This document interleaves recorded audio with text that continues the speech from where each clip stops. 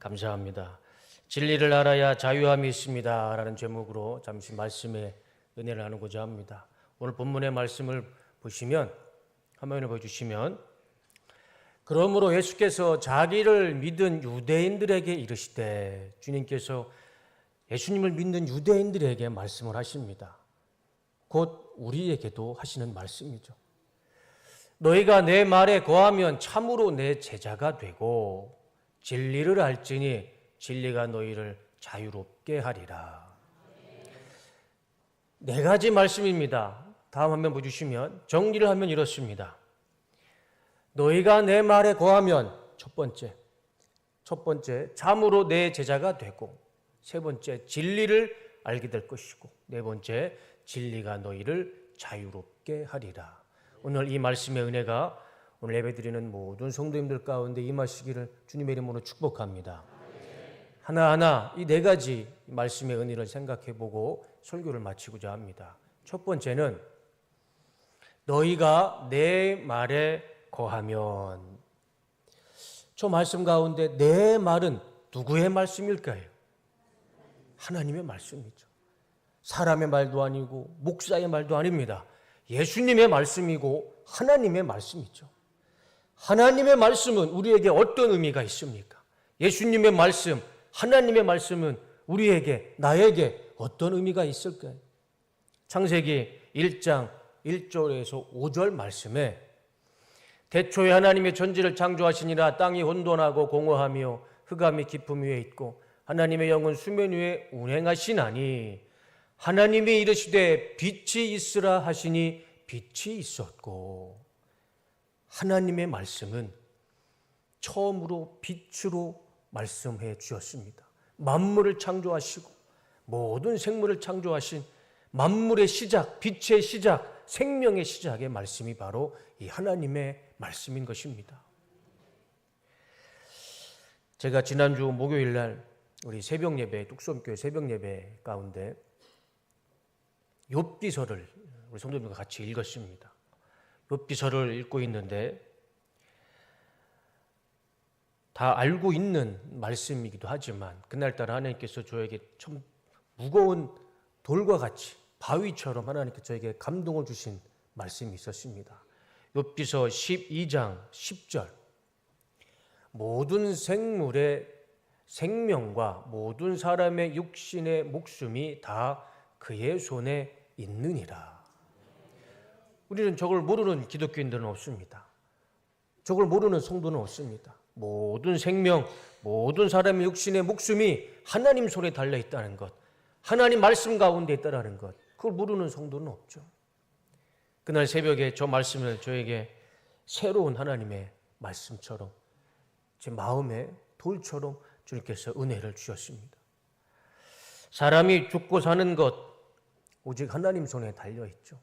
하나님 말씀 속에 달려 있습니다.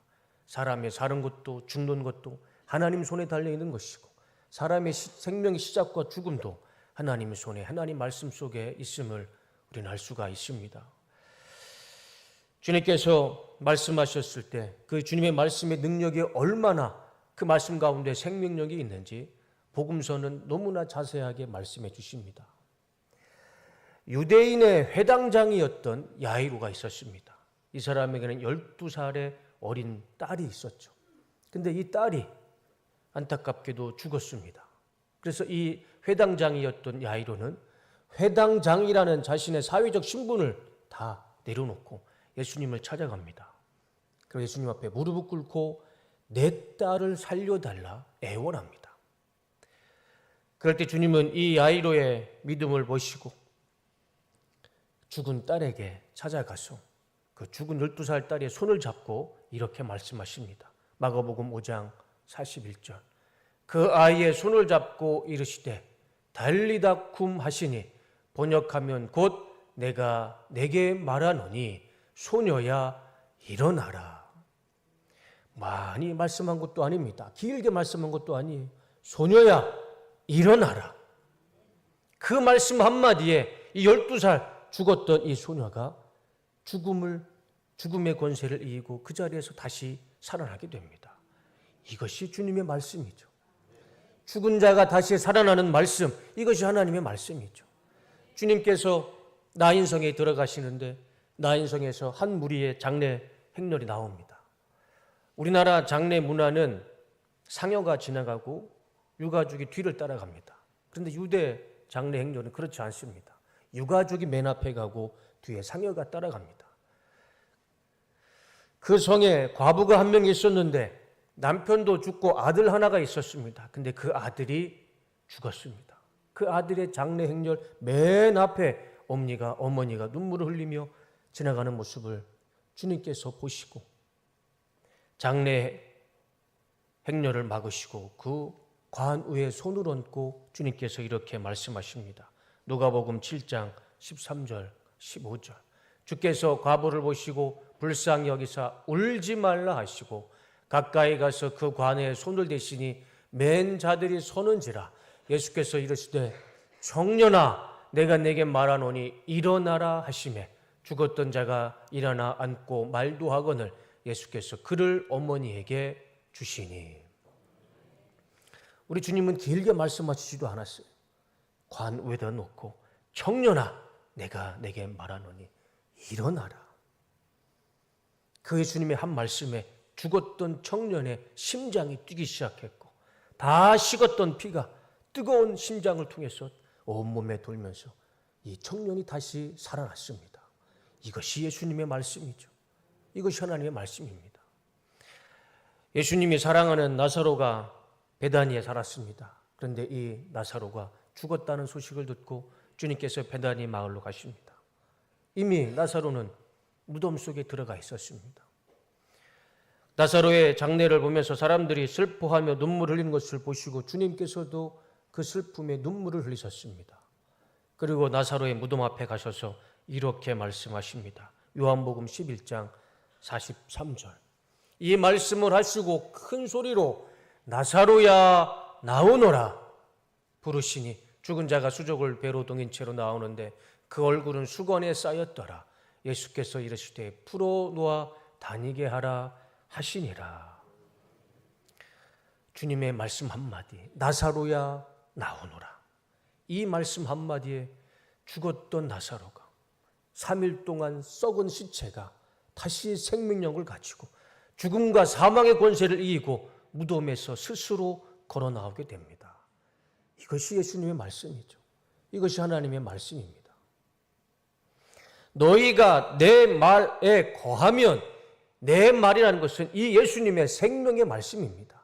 그 말씀 안에 거하는 자는 하나님께서 그 말씀의 능력과 권세로 생명으로 우리의 삶을 축복해 주시고 기적을 베풀어 주실 줄로 믿습니다. 우리가 더 주목해야 할 단어가 있습니다. 거하면입니다. 너희가 내 말에 거하면. 이 거하면이라는 뜻은 헬라어로 메노라는 단어입니다. 메노, 거하다, 머무르다 라는 뜻도 있지만 살다, 존재하다, 남아있다, 지속하다, 존재하다라는 더 큰 의미가 있습니다. 하나님의 말씀 속에 거하는 것은 말씀 속에 살아가는 것이고 말씀 속에 존재하는 것입니다. 너희가 내 말에 거하면 이것은 하나님 말씀 속에 살아가는 것이고 그 말씀 속에서 존재하며 살아가는 것입니다. 그랬을 때 그 말씀의 은혜가 우리 삶 가운데 동일하게 나타날 줄로 믿습니다. 두 번째는 참 내 제자가 되고입니다. 참 내 제자가 되고. 우리가 예수님의 말씀에 거하고 말씀 속에 살아가면 우리의 본질이 변하게 됩니다. 이전 것은 다 지나가고 새로운 존재가 됩니다. 이전에 우리의 삶은 어떤 삶이었습니까? 에베소서 2장 1절과 3절에 우리의 본 모습을 설명해 주십니다. 여러분도 전에는 허물과 죄로 죽었던 사람들입니다. 그때에 여러분은 허물과 죄 가운데서 이 세상의 풍조를 따라 살고 공중의 권세를 잡은 통치자, 곧 지금 불순종의 자식들 가운데서 작용하는 영을 따라 살았습니다. 우리도 모두 전에는 그들 가운데서 육신의 정욕대로 살고 육신과 마음이 원하는 대로 행했으며 나머지 사람들과 마찬가지로 날 때부터 진노의 자식이었습니다. 우리가요, 예수님 믿기 전에 저런 모습으로 살았습니다. 허물과 죄로 죽었던 사람이었고, 세상의 풍조를 따르던 사람이었고, 불순종의 영을 따르던 사람이었고, 육신의 정욕대로 살았던 진노의 자식들이었습니다. 이것이 우리 사람의 본래의 모습이었죠. 태어날 때부터, 날 때부터 진노의 자식이었다. 이 진노의 자식이라는 의미가 뭘까요? 진노.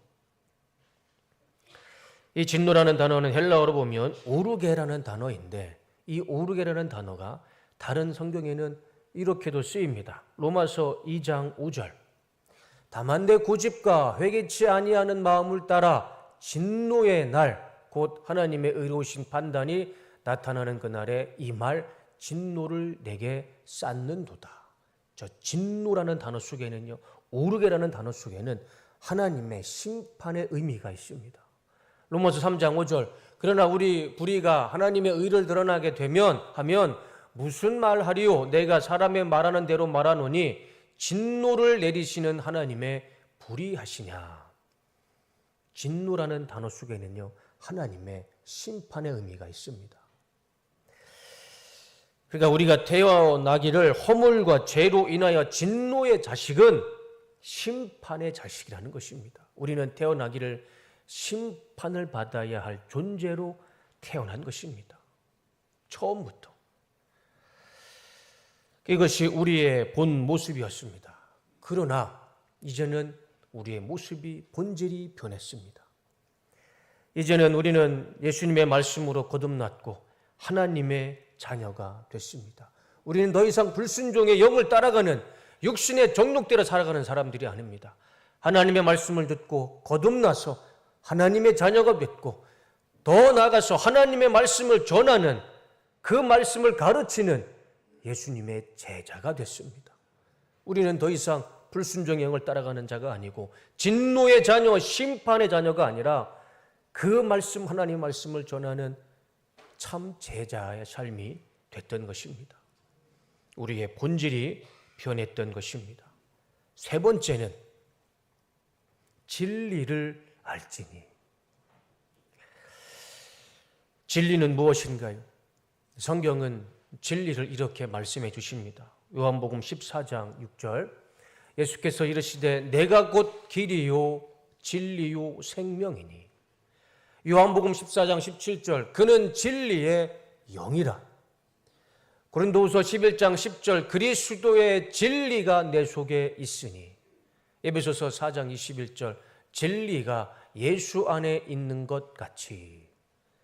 진리를 성경은 말씀할 때 한 가지 주목하십니다.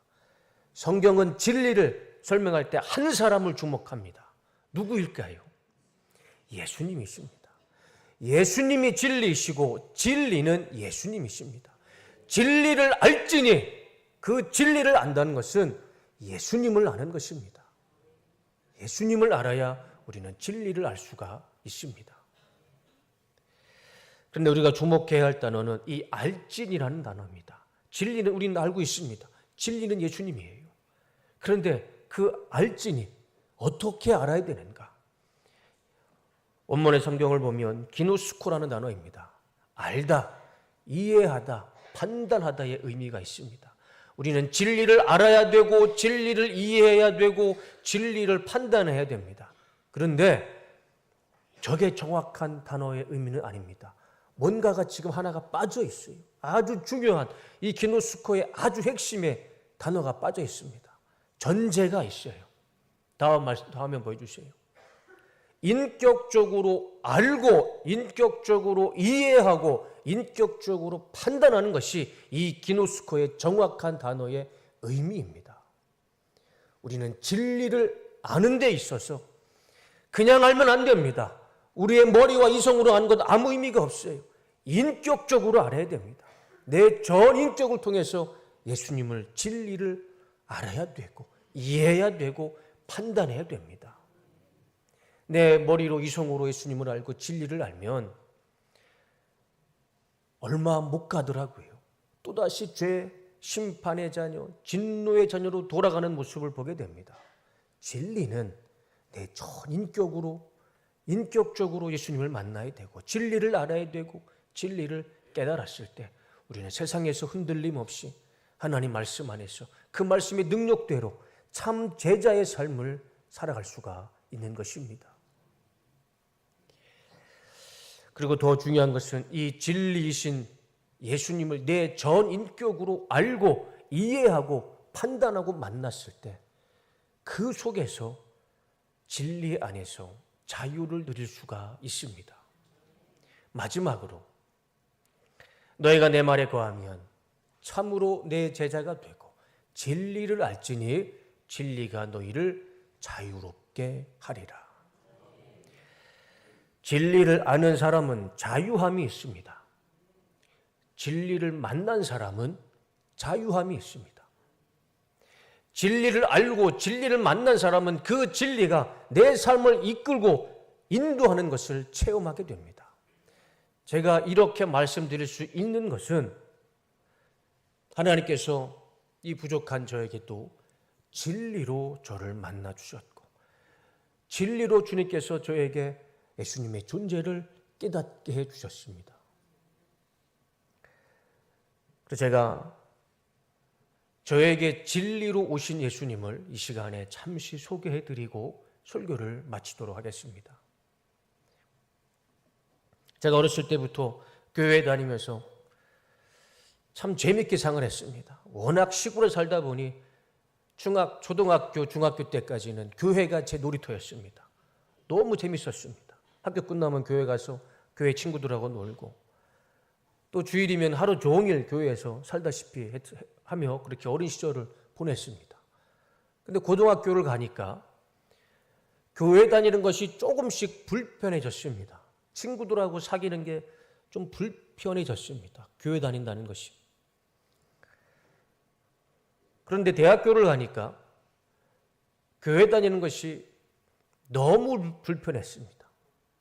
제가 처음에는 신학교를 가진 않았습니다. 95년도에 일반 대학교를 가서 학교 생활을 하는데 수업이 끝나면 동기들이 어디로 가냐면 자꾸 당구장을 저를 데리고 가는 겁니다.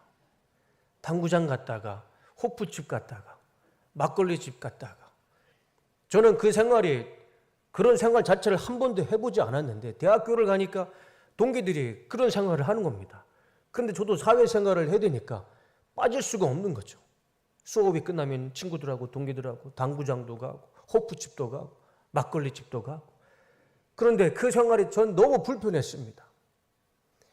술을 마시고 당구를 치는 것 그게 불편한 것이 아니라 술자리에 가 있는 제 자신이 하나님을 믿는 성도로서 내가 이렇게 살아도 되는가 거기에 너무 불편함을 가졌습니다.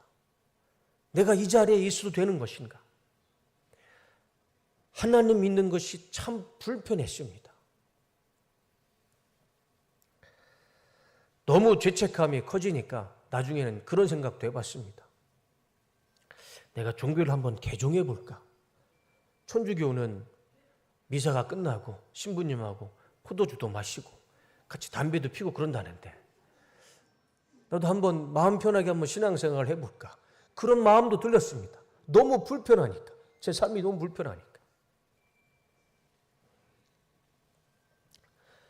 교회 가면 목사님께서 설교를 하시는데 예수님을 믿으면 진리 안에서 자유함을 찾는다 말씀하시는데 저는 자유함이 아니었습니다. 세상 불편한 것이 교회였고 신앙이었고 진리였습니다.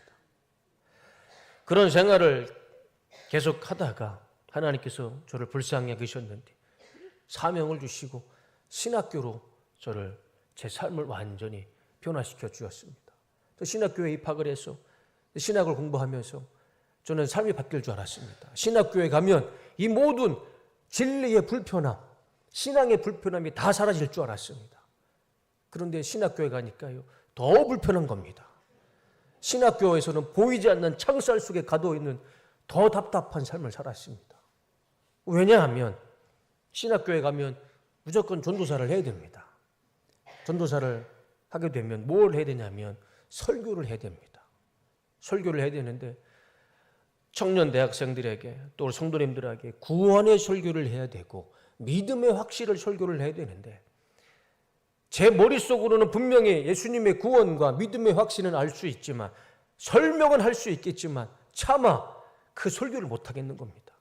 차마 구원의 확신을 설교를 못하겠고 믿음의 확신의 설교를 못하겠는 겁니다. 머릿속은 잘 알고 있죠. 전도사가 그걸 모르고 어떻게 설교를 할 수 있겠습니까? 그런데 저는 구원의 확신과 믿음의 확신에 관한 설교를 차마 못했습니다. 왜냐하면 일단 제 자신부터 구원의 확신이 없었습니다.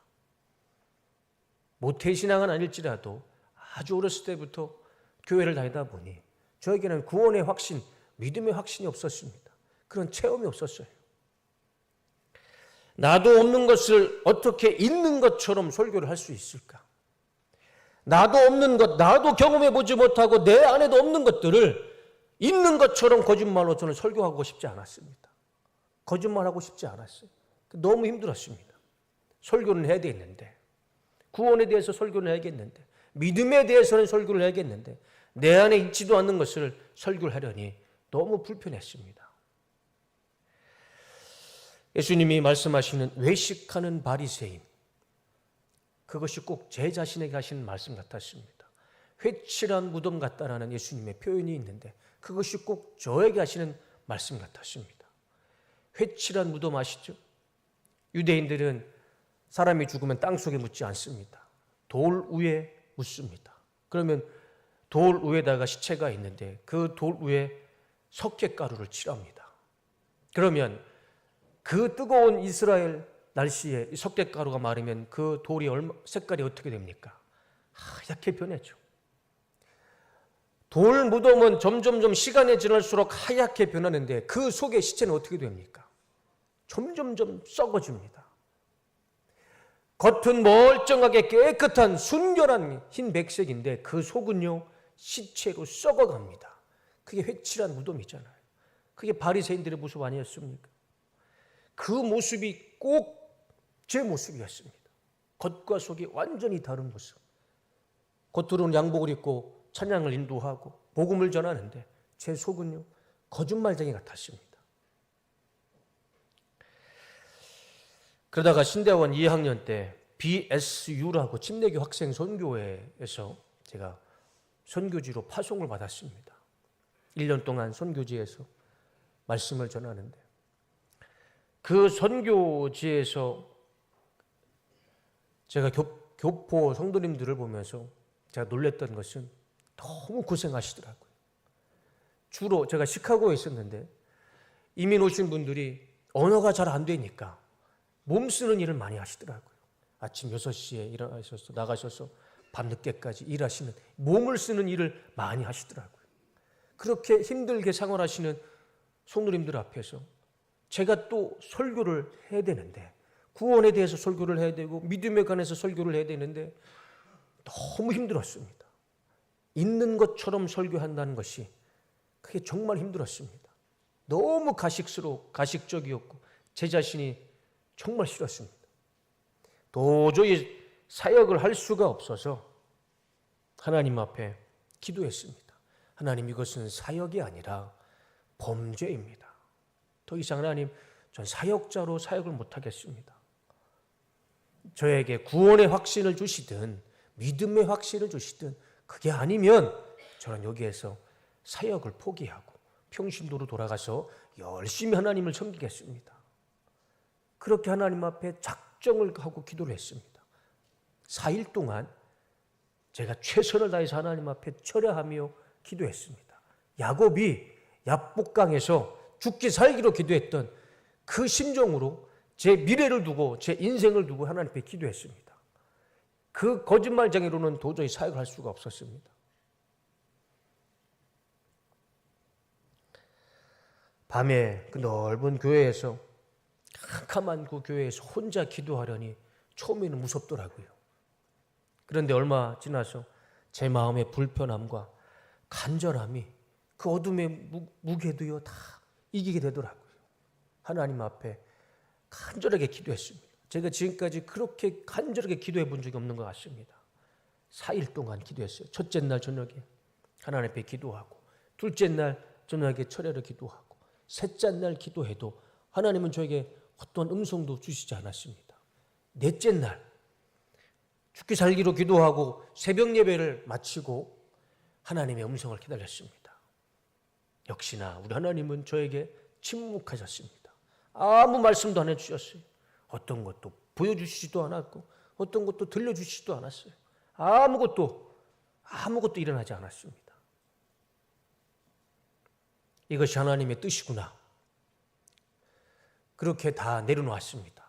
그리고 사무실에 앉아서 한국으로 돌아가서 난 무엇을 하며 살아야 될까? 그 고민을 하며 다 내려놓았습니다. 마음에 공허함만 있었어요. 그렇게 사무실에 앉아서 멍하니 앉아 있는데 아침 햇살이 뜨는 겁니다. 아침 햇살이 뜨는데 그 창문이 사무실을 환하게 비추는 겁니다. 제가 그 햇살을 보는데 새벽에 이슬을 맞은 나무 사이로요, 태양이 너무 반짝거리게 빛나는 겁니다. 그 나무 하나하나 사이에 틈새로 보이는 태양빛이 그날따라 너무 아름다운 거예요. 그 태양빛을 보면서 참 아름답다, 참 예쁘다라고 하는 순간에 제 마음 가운데 그 태양빛보다 이거는 사람의 언어로 형용할 수 없는 큰 빛이 제 마음 가운데 확 들어오는 겁니다. 이것은 태양빛이 아니었어요. 제가 태양빛과 그 빛을 제가 구별할 사람 아니잖아요. 구별 못한 사람 아니잖아요. 태양보다 더 밝은 빛이 제 마음 가운데 들어오는 겁니다. 그러면서 제 마음 가운데 이런 말씀을 주십니다. 누구든지 주의 이름을 부르는 자는 구원을 받으리라. 누구든지 주의 이름을 부르는 자는 구원을 받으리라. 저는 순간 당황했습니다. 도대체 이게 무슨 말씀인가? 도대체 이게 뭔가? 제가 분명히 이 말씀은 로마서의 말씀인 건 알겠는데 몇 장 몇 절인지는 몰랐습니다. 그래서 로마서 1장 1절부터 이 말씀이 어디에 있는지 읽기 시작했습니다. 10장 13절에 이 말씀을 제 눈으로 확인하는 순간 저는요, 숨겨진 보물을 발견하듯 제 마음 가운데 기쁨이 넘쳤습니다. 이 말씀이구나.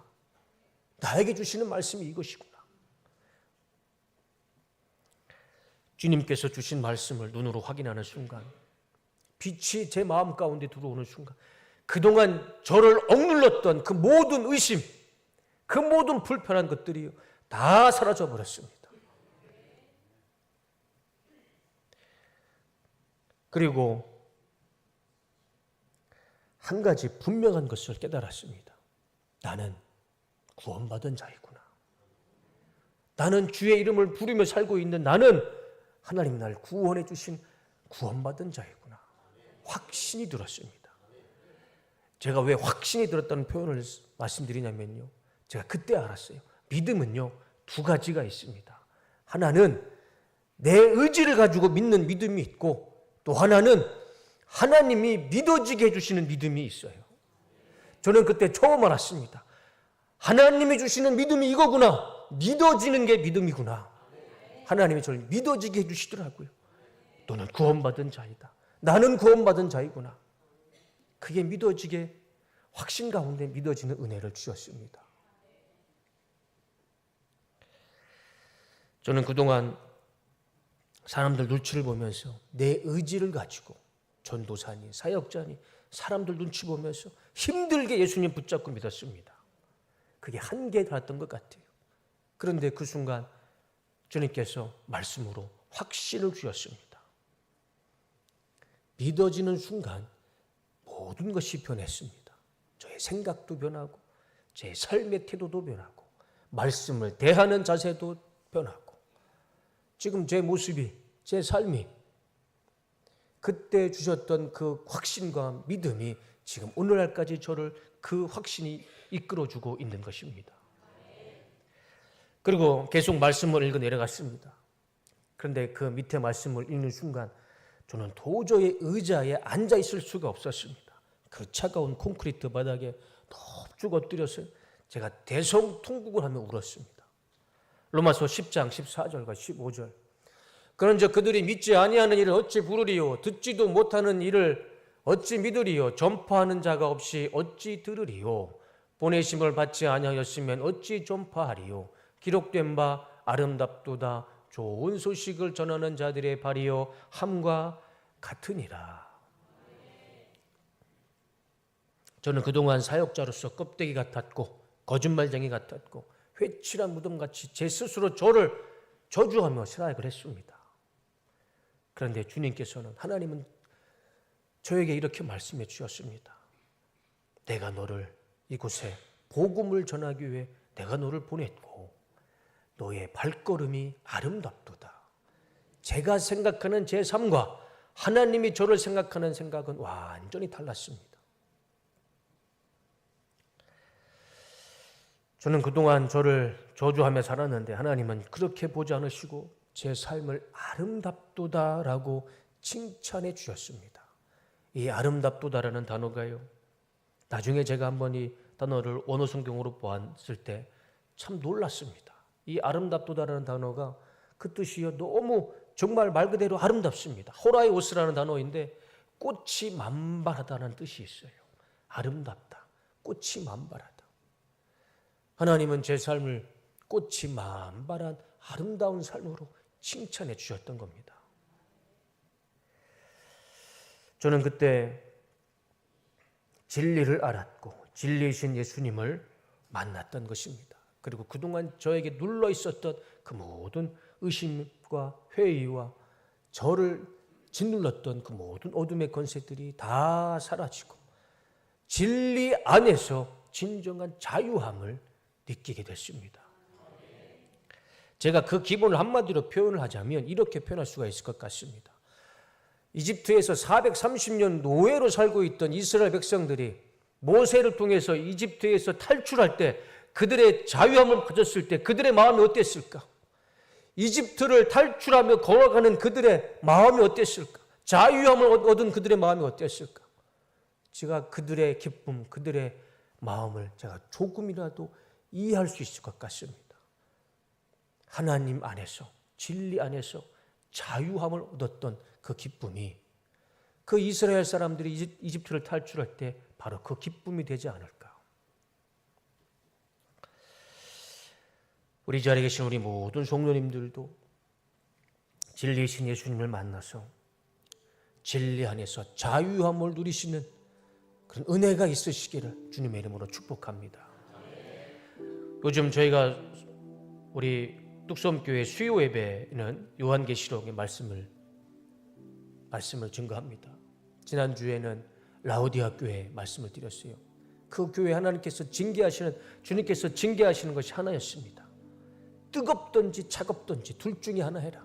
미지근하면 내가 내 입에서 뱉어버리겠다. 진리가 없으면 미지근할 수밖에 없습니다. 내 안에 붙잡을 게 없으면 미지근할 수밖에 없어요. 진리의 가운데 서서 자유함을 얻었을 때 하나님의 말씀이 우리의 삶 가운데 진리로, 능력의 말씀으로 우리의 삶을 이끄시고 역사하실 줄로 믿습니다. 오늘 본문의 마지막 우리 말씀을 보고 설교를 마치겠습니다. 본문의 말씀 다시 한번 보여주시겠습니까? 다 같이 한번 읽어보겠습니다. 시작. 그러므로 예수께서 자기를 믿는 유대인들에게 이르시되 너희가 내 말에 거하면 참으로 내 제자가 되고 진리를 알지니 진리가 너희를 자유롭게 하리라. 이 말씀의 은혜가, 이 진리와 자유가 우리 이곳에 있는 모든 성도님들 가운데 임하시기를 주님의 이름으로 축원합니다. 오늘 우리가 이 자리에 모인 이유는 한 가지입니다. 영적 성장을 위해서 모였습니다. 영적 성장을 위해서 가장 필요한 것이 무엇입니까? 진리죠. 예수님이죠. 진리가 없이, 예수님이 없이 우리가 무슨 수로 영적 성장이 되겠습니까? 이 시간에 예수님을 만나시고 진리 안에서 영적으로 성장하는 우리 성도님들이 다 되시기를 주님의 이름으로 축원합니다. 우리 시간에 잠시 기도하길 원합니다. 이 찬양의 반주에 맞춰서 이 시간 하나님 앞에, 하나님 나에게 진리를 인격적인 진리를 만나게 해주시고 인격적으로 예수님을 만나게 하시고 이해하게 해주시고 판단하게 해주셔서 좌로나 우로나 치우치지 않고 하나님 안에서 확신 가지고 진리와 가운데 예수님 안에서 자유함을 누리며 살아가는 삶이 되게 해주시옵소서. 이 시간 말씀을 생각하며 우리 주여 한번 크게 외치면서 기도하겠습니다.